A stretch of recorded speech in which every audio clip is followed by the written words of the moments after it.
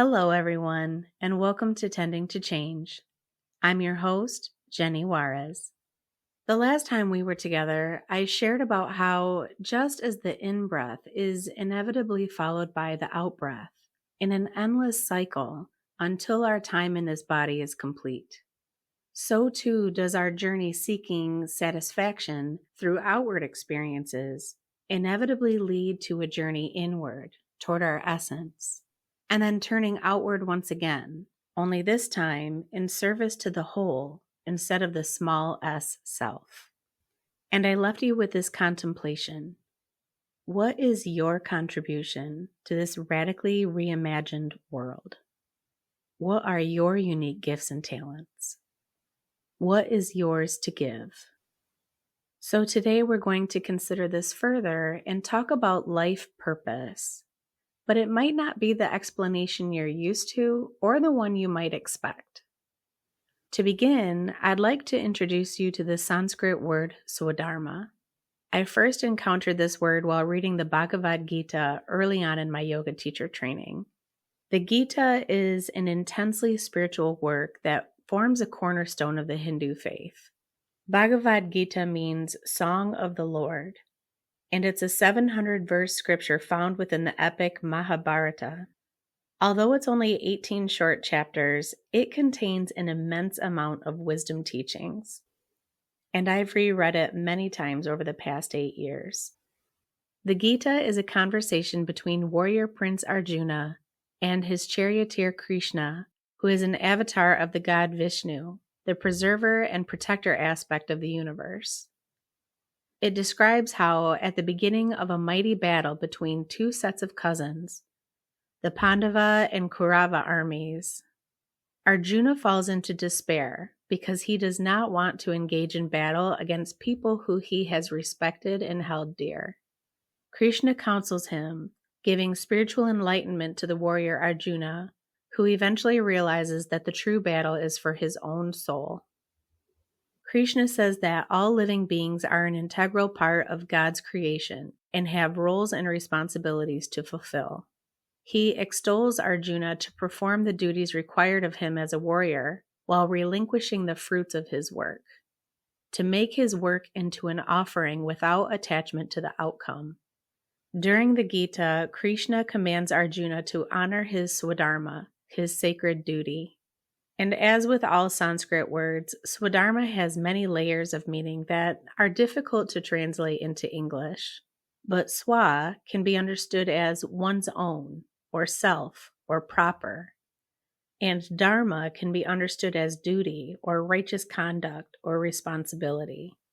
Swadharma refers to one's own duty, or one's own unique role in the world. It refers to our true nature, our authentic self, and our own capacity or gifts that we bring to the table.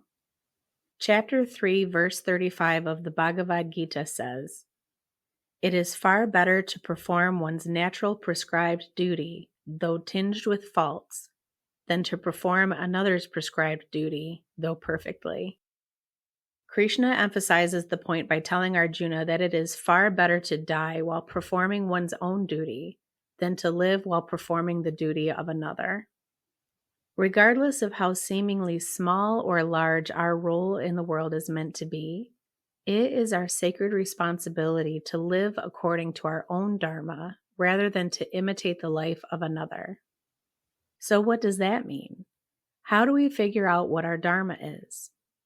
Well, answering this question is a winding road. When we're just little children, adults ask us what we want to do when we grow up. We begin to think of our life's purpose in terms of our careers, of how we make money. At first, we're imaginative and creative. We choose jobs based on what we're passionate about. A dancer, a singer, an athlete, an astronaut, a veterinarian. But over time, because of the materialistic culture in which we live, many of us shift our thinking toward practicality. What will make me the most money for the least amount of effort? Or what will make me a lot of money while also giving me a great reputation as a successful or magnanimous person? But our personal duty or responsibility is not necessarily our career. It speaks to something deeper, something more intimately connected to the self. Paradoxically, we first begin to discover who we are during our years of puberty, when we start to lose our grip on our sense of self. Our bodies start changing so rapidly that it becomes difficult to recognize ourselves day to day, and we feel foreign in our own skin. We also begin to separate ourselves from our parents, and we individuate more, but we don't yet know who we are. And so begins our initial crisis of finding the self. At first, we tend to imitate our friends or people that we admire, but that only takes us so far. We might get rewarded with some achievements or pats on the back, but it still doesn't quite feel right.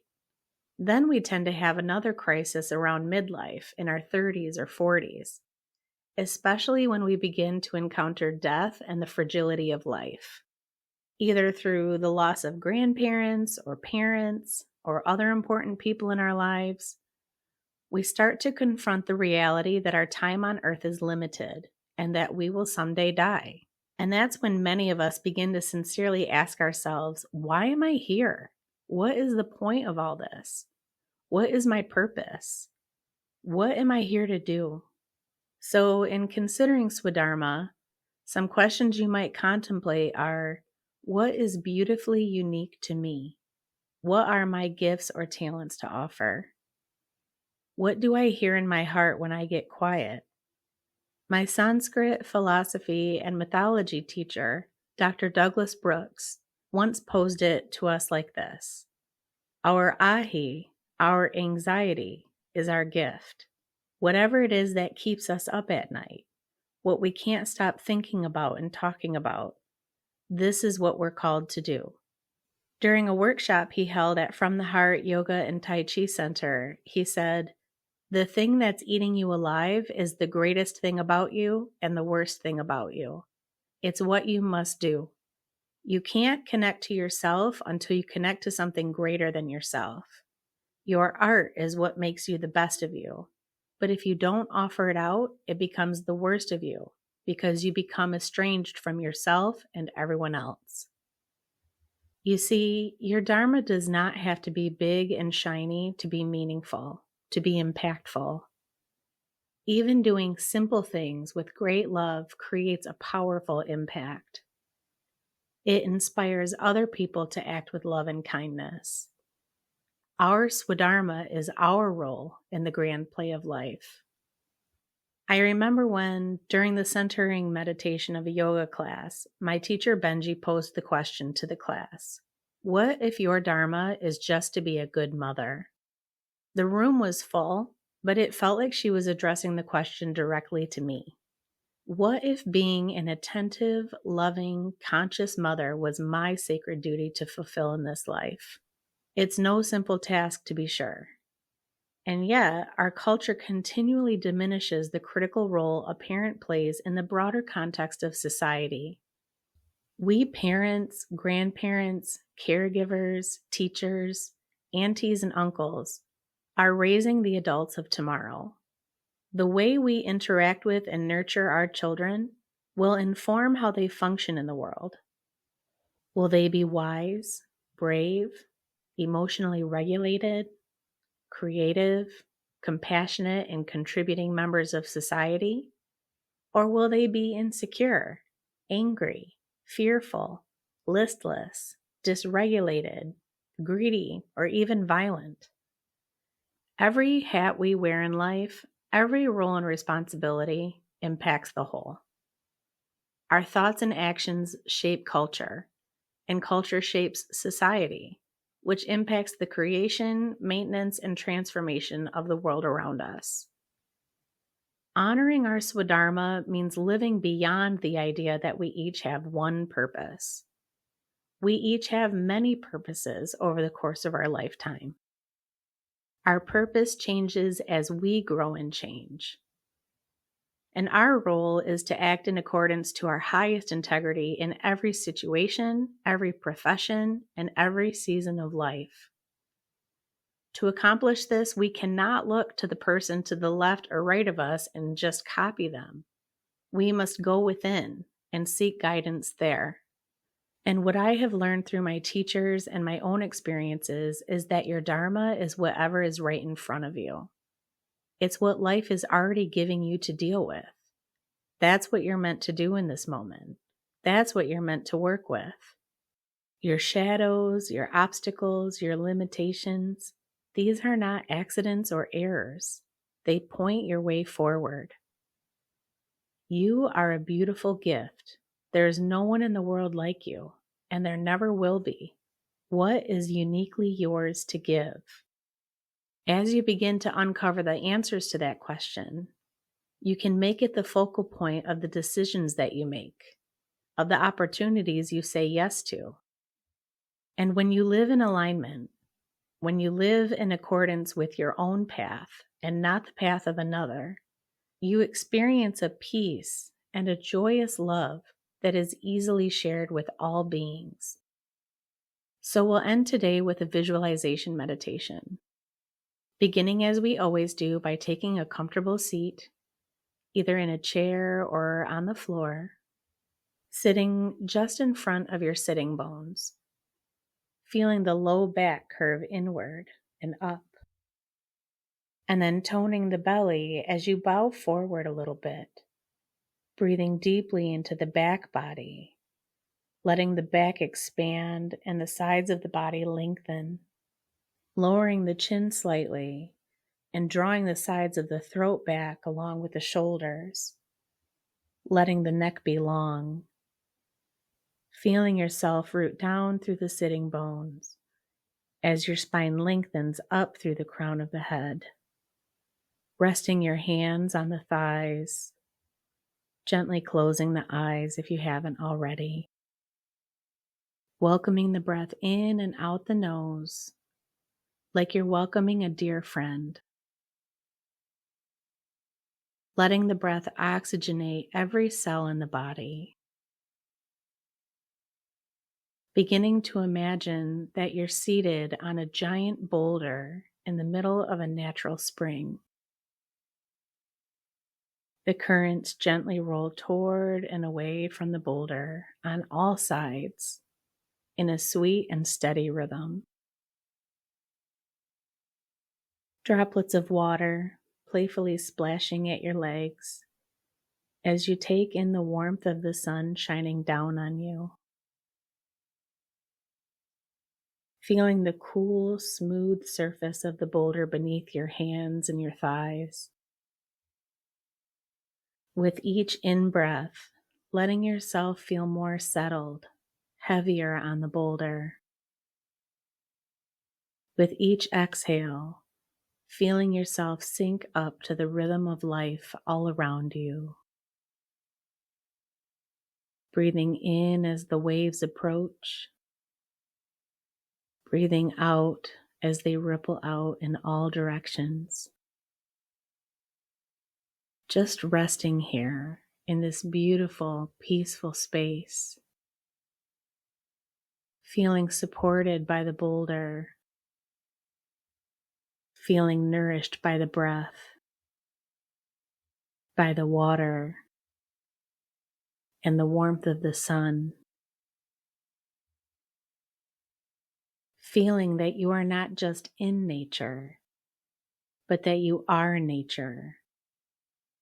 You are a part of the web of life.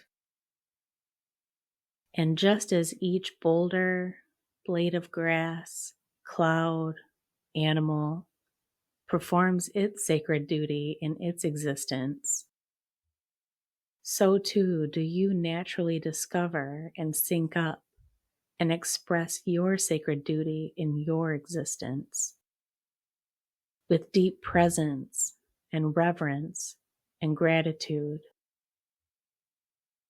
What is yours to give? May you give it freely, joyfully, abundantly.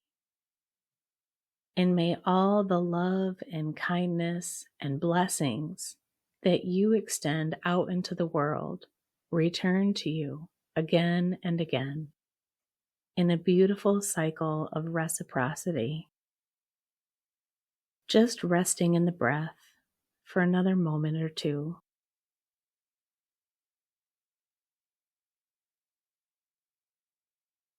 And as you're ready, lifting the gaze, opening the eyes.